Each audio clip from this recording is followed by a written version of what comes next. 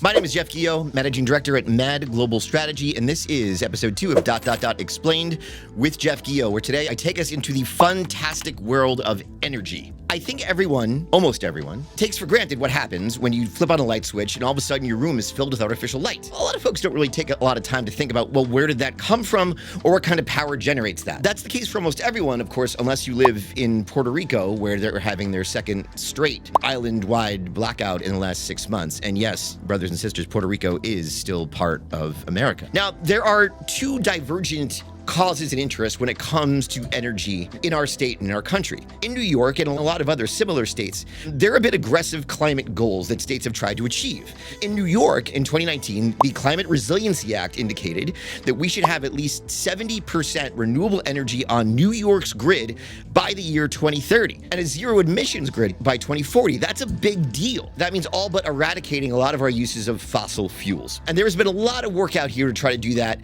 and prop up things like offshore wind, solar power, battery storage, underwater cables, stuff like that as ways to achieve those goals. And the other great thing about those things is they come with high-paying union jobs that can prop up a place like downstate New York for a long time economically. Great way for folks to be able to stay here and raise a family and not run out to parts west. Now, I said there are divergent points of view here. Recently, the Trump administration issued a stop work order on one of the bigger wind farms off the New York coast, which could put renewable energy for up to 500,000 homes at risk. Why? Because there are divergent viewpoints about our energy future. People joke and think it's very funny about the Trump administration trying to acquire Greenland. It's not funny at all.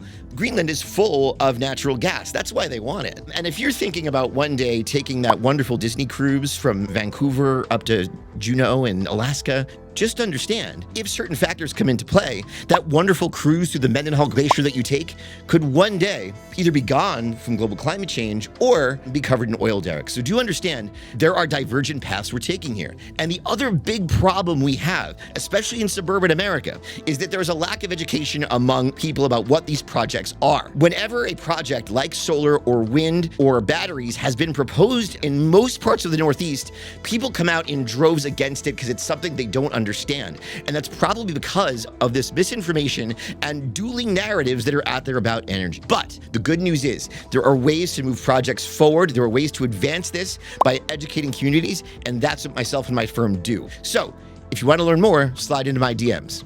Thank you.